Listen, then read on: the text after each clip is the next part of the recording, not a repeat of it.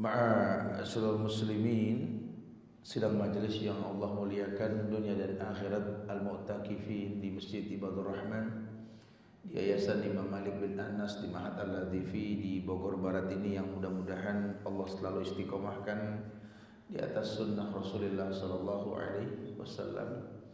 Pemirsa dimanapun berada di Al-Nazifi Channel maupun Instagram YSB.Bawazir yang menyaksikan kegiatan ini, usikum wa nafsi bitaqwallah. Diri ini selalu berwasiat buat diri pribadi dan jamaah sekalian, tingkatkan takwa kita kepada Allah. Dunia yang penuh fitnah ini akan selalu memfitnah kita, dan solusinya ada di sisi Allah. Wa inna Allah ta'ala la yunalu ma indahu illa bita'ah ajmilu fit talab. Maka perbagus cara meminta yang ada di sisi Allah. Semua yang ada di sisi Allah yang kita pinta, demi Allah, datang bukan dengan memaksa Allah kita pinta, bukan, tapi menyiapkan wadah dalam diri kita ini untuk layak didatangi oleh Allah. Bukan menurut kita, ya, bukan pendapat kita. Karena kalau cuma sekedar meminta, siapapun bisa. Yang ada kita memilah-milah. Sementara musuh-musuh Islam ini tahu kelemahan orang Islam ketika terjadi perpecahan dari dalam Islam itu sendiri, gitu loh. Ya, atau melihat fitnah di zaman para sahabat itu dimanfaatkan oleh orang-orang Syiah. Itu karena apa? Karena ada perbedaan yang tajam sekali di antara mereka. Puncak perang Jamal dan perang Siffin itu, masya Allah. Mereka bukan tidak tahu bahwa sahabat Allah dimuliakan sama Nabi, sebaik-baik manusia yang pernah hidup bersama Rasul. Cuma karena kalau sudah fitnah masuk, maka yang terjadi adalah kehancuran. Nah, zaman sekarang mirip, walaupun tidak sama dengan kondisi dahulu, diacak-acak Islam dari dalam. Perbedaan-perbedaan yang tak membuat terjadi kekufuran diangkat setinggi-tingginya. Sehingga ketika iman rendah, emosi yang dikedepankan, itu yang terjadi. Enggak perlu musuh membunuh orang Islam. Orang Islam bisa saling bunuh, betul? Itu terjadi, dan memang pengen diulang seperti itu. Maka solusi yang paling tepat adalah kita mencari ilmu, mengembalikan hukum asal ku anfusakum wa ahlikum nar. Orang nggak bisa memberikan nasihat ke kita kalau ego kita tinggi. Maaf, anak nggak terlalu suka dengan gaya ngomong dia. Afannya, anak sih pengennya sih dia aja yang ngomong. Anak lebih fokus kalau dia ngomong. Kan kalau bicara ego begitu, betul. Ya, makanya Imam Syafi'i mengatakan idza shahal hadis fa huwa madhhabi. Kalau ada hadis yang sahih, aku bermazhab dengan hadis tersebut. Merujuk kepada apa yang Nabi sabdakan, unzur ma qala wa la tanzur man qala. Lihat apa yang disampaikan, bukan lihat siapa yang menyampaikan, gitu.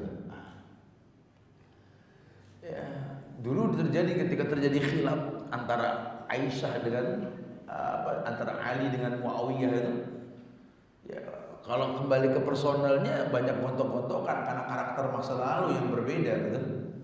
Tapi setiap ada dalil yang sampai kepada mereka sampan wa ta'an. Ya, jadi mereka betul-betul patuh. Bahkan Aisyah pun membatalkan perjalanannya memimpin perang karena ada hadis yang sampai kepada Aisyah yang tidak sampai kepada yang sebelumnya, gitu loh. Jadi itu yang dikatakan bahwa petunjuk yang menjadi rujukan. Sebenarnya sampai kapanpun akan seperti itu, gitu loh. Karena Nabi mengatakan mayya'ish minkum ba'di fasayara ikhtilafan katsiran. Yang hidup setelahku nanti, kata Rasul, akan melihat perbedaan yang banyak. Shadaqa Rasul sallallahu alaihi wasallam. Betullah beliau kan orang yang Allah betulkan, shadiqul masduq. Tapi beliau tidak tinggalkan begitu saja. Kata Rasul, alaikum bisunnati wa sunnatil khulafai rasyidin al-mahdiyyin. Addu alaikum bin nawajis. Wahai umat, alaikum bisunnati. Kembali ke sunnahku. Ini yang membuat Muawiyah menangis di balik tirai Aisyah radhiyallahu anha. Dia tahu terjadi perbedaan sampai dia mengatakan, aku juga sahabat Rasul wahai Aisyah. Ya, ego seorang perempuan yang dikedepankan, dalil yang sampai kepada mereka. Mereka tahu bahwa efek buruk perbedaan adalah kehancuran. Ini dimanfaatkan oleh orang-orang Syiah laknatullah alaihim hingga kemari. Makanya anak bangsa di negeri tercinta Indonesia ini belajar jaga ukhuwah di antara kita.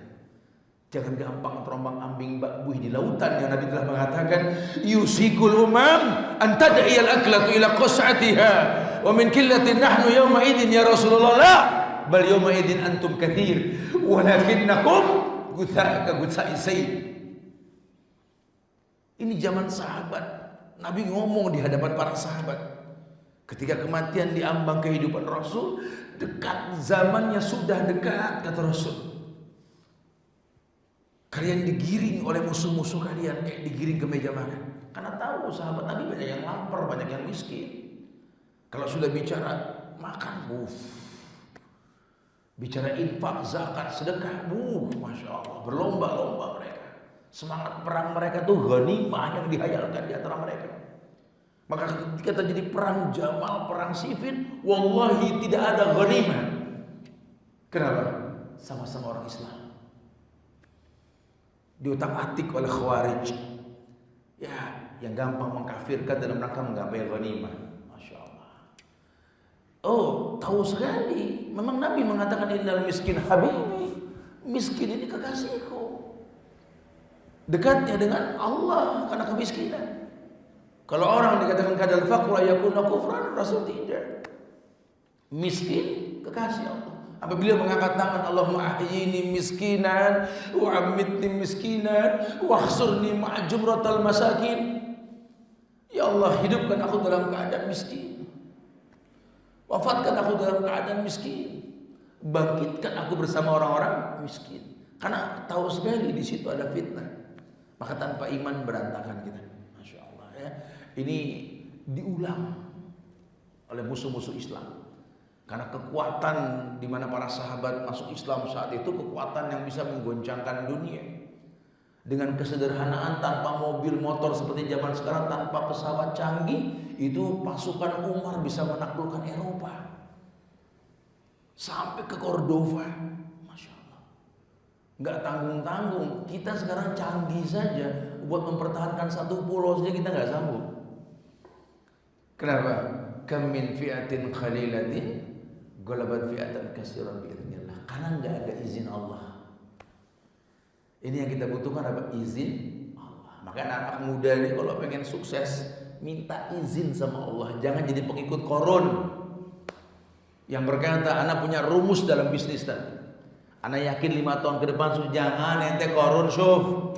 Ente korun kalau begitu. Wa ma'utitu ala ilmin indi, itu korun.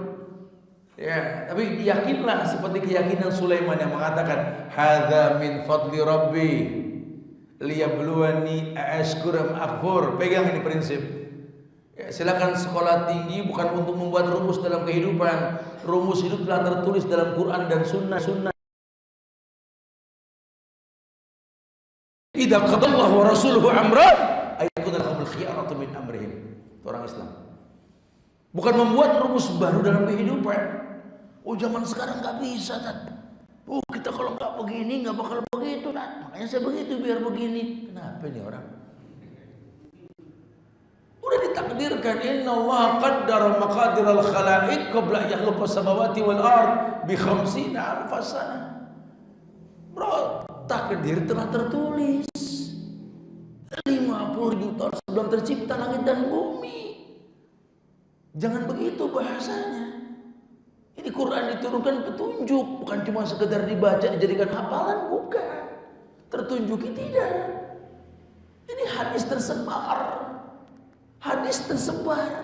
Masya Allah. Bisa gak jadi petunjuk? Imam Syafi'i yang mengatakan dengan tegas, idza sahal hadis fa huwa madhhabi. Saking dia butuh hadis, dia berhajat dengan hadis. Bukan cuma buat sekedar hafalan. Alhamdulillah Ustaz, ana udah hafal 50 hadis. Alhamdulillah. Bukan itu permasalahannya. Karena Allah nggak tanya hafalan kita. Allah tanya makna dari hafalan yang kita miliki, itu yang paling penting, ya, yang penting sekali. Nah, sengaja kita bahas pilar utama dakwah salafiyah ini biar dunia tahu efek dakwah salafi ini seperti apa. Karena belakangan ini difitnah, sengaja dibuat fitnah di tengah masyarakat yang nggak tahu yang namanya salafus soleh, pengikut salafi ini, ya. Nah, kita bahas dari kemarin tentang pilar yang ditekankan dalam dakwah salafiyah ini. Yang pertama, mengikhlaskan agama hanya untuk Allah. Udah dibahas dari kemarin, ya. Nah, sekedar mengingatkan supaya nggak lupa, sedikit diulang. Yang kedua, penekanan jalan menuju Allah cuma satu. Ya, kebenaran tidak berbilang, pun disampaikan di mana sahabat menyaksikan Nabi menggaris satu garis yang lurus, menggaris garis yang banyak di kanan dan kiri sambil mengatakan, wahada sirati mustaqiman fattabi'uhu. Menunjuk pada sebuah garis yang banyak, inilah jalanku yang lurus, ikuti. Menunjuk pada garis yang banyak, wala tattabi'us subula fatafarraqu bikum an sabili. Jangan kau ikuti garis yang banyak di kanan dan kiri ini. Fatafarraqu bikum an sabili. Kalian akan berpecah belah. Ditekankan sekali, kebenaran cuma satu. Jalan yang lurus ya cuma satu. Yang kita minta minimal 17 kali, ihdinas siratal mustaqim, talabul hidayah. Meminta jalan yang lurus. Jalan yang lurus, siratal ladzina an'ama Allah 'alaihim minan nabiyyin wasiddiqin wasuhada wasolihin. Isnadnya ilmu, sanadnya ilmu. Jalan yang lurus, jalan yang para nabi dan rasul, para siddiqin, orang-orang yang benar dalam beragama. Siapa orang-orang yang benar? Innal muslimina wal muslimat wal mu'minina wal mu'minat wal khanitina wal khanitat wasadiqina wasadiqat. Orang yang benar, orang Islam yang beriman, yang patuh dalam keagamaannya, dia orang yang benar. Para siddiqin, para syuhada, orang-orang yang berani mati syahid, orang-orang yang berpikir memberi bukan mengambil, orang-orang yang tahu dunia cuma titipan, orang-orang yang tahu demi Allah, wa mal hayatu dunya illa mata'ul gurur, orang yang tahu dunia ini terlaknat, ad-dunya mal'unah wa mal'unun ma fiha illa ma kana lillah. Dia laknat dunia seperti Nabi melaknat dunia. Ad-dunya mal'unah. Yang kita berlomba-lomba banting tulang, berangkat pagi pulang sore, Allah ad-dunya mal'unah. Dunia ini terlaknat.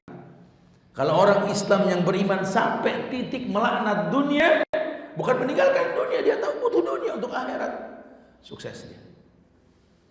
Tapi kalau kita masih cinta dunia, menomorduakan akhirat, udah jangan ayat sukses. Walaupun titel di depan nama dan belakang nama kita bikin repot, tukang bikin kartu nama dan tukang grafir batu nisan, nggak ngaruh.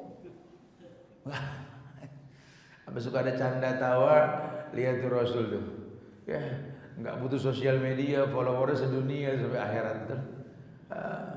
Lihat tuh Abu Bakar, Umar, Utsman, ya, masya Allah, orang-orang sukses di zaman yang penuh keterbatasan.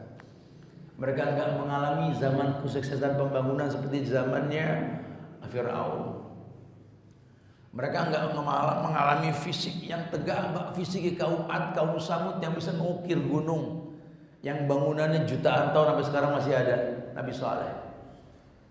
Mereka orang-orang yang penuh keterbatasan. Mereka mengatakan umur ummati baina sittin wa sab'in.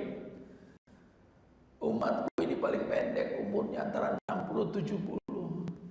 Fisiknya juga paling kecil, membuat cengang orang-orang Romawi ketika penaklukan Palestina. Pengen ngelihat mana sih giantnya Islam, si Umar bin Khattab. Datang dengan kesederhanaan, menenteng sendal di tangannya, masuk ke Baitul Maqdis untuk diserahkan Palestina kepada beliau. Melongo. Orang-orang Romawi melihat kesederhanaan Umar. Ini penguasa 3/4 dunia dengan baju 9 tambalan di pundak, menenteng sendal masuk ke Baitul Maqdis di hadapan orang-orang yang fisiknya besar. Sampai Abu Ubaidah bin Jarrah mengatakan, Umar, apa kata dunia dengan penampilanmu ini? Apa kata Umar? Abu Ubaidah bin Zarrah, inna kunna adallu qaumin a'azzana Allah bil Islam wa may yabtaghi al-izzah bighairi Islam. Marah. Ya Abu Ubaidah, jaga mulut kamu. Kita ini orang yang hina. Padahal dia mengaku dirinya Quraisy. Inna adallu qaumin a'azzana Allah bil Islam. Allah muliakan kita dengan Islam. Enggak butuh mereka orang-orang Romawi. Kalau gua berpenampilan bagus, sholat. Bukan pengen dilihat bule. Kalau pengen dilihat bagus, bukan pengen dipandang orang. Bukan. Allah. Khuzu zinatakum inda kulli masjid. Wa may yabtaghil izzah bighairi Islam. Di situ kelemahan Abu Ubaidah. Ketika kita pengen dipandang hebat oleh musuh kita, jahil murokab, bodoh double itu kita.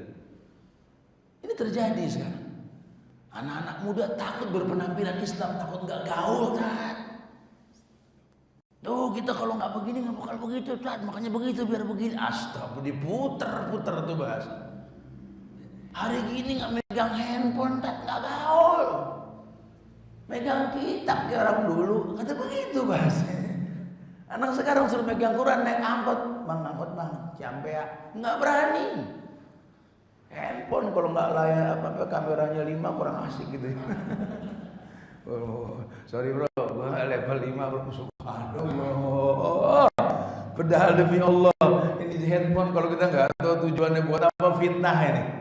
Yang ada isinya bukan ilmu dalam memorinya, semua foto-foto selfie yang bakal ditempel di pojokan neraka nantinya. Subhanallah. Hati-hati ya, kebayang. Nah, yang kita bahas pada perjumpaan kali ini bab tentang menggapai kemuliaan dengan ilmu. Jadi yang ketiga tadi, yang pertama yang sudah kita bahas, mengikhlaskan agama hanya untuk Allah, sudah kita bahas ya. Walaupun nggak secara detail, karena anak ngelihat antum nih, antum kalau pagi Masya Allah, masuk surga bareng merem soalnya ya. Agak susah ngepusnya nih. Kalau kajian malam, sore masih asik antumnya. Sebenarnya pengen kalau antum niat iktikaf itu betul-betul. Ya artinya betul begini. Emang antum datang nih buat nuntut ilmu gitu loh. Karena masih di antara kita ada yang datang ini kalau menjelang buka doang gitu loh. Sementara saya berharap fasilitas yang ada di masjid ini buat kita ini terpancing buat belajar. Kalian beruntung di Bogor Barat ini banyak ustadz yang bisa antum deketin, antum panggil, beruntung sebenarnya. Dan antum gak usah khawatir kalau ustadz salafi itu bukan ustadz-ustadz TV, ustadz-ustadz dunia yang antum berpikir gimana bayar mereka, tidak. Ya. Kalau antum tanya ilmu, kita ada 10 orang, 15 orang pengen belajar, udah belajar kapan antum mau. Karena nggak bisa kita pocel-pocel kitab nih cuma muqaddimah saja, nggak bisa, harus dalam. Segitu saja harus dalam betul-betul ya, sehingga betul-betul memang fokus. Makanya sayangkan sekali ada Ustadz Hamdi kemarin, ini ada Ustadz Maskur, Masya Allah kita pengen panggil Ustadz Madinah yang lain, cuma ya teman-teman kurang giroh untuk nuntut ilmunya itu ya. Jadi sangat sayangkan ilmu akhirnya lewat begitu saja. Makanya kalau antum betul-betul kompak bilang sama panitianya, Allah anak pengen besok kalau bisa asar biar agak lamaan dikit, waktunya panjang gini biar duduk. Nah, kita mau kajian kadang-kadang sengaja jam 5 karena ngeliat jumlah yang nggak banyak, akhirnya ilmu saya nggak sampai. Atau pada akhirnya antum yang nonton gaya ustadz ngomong bukan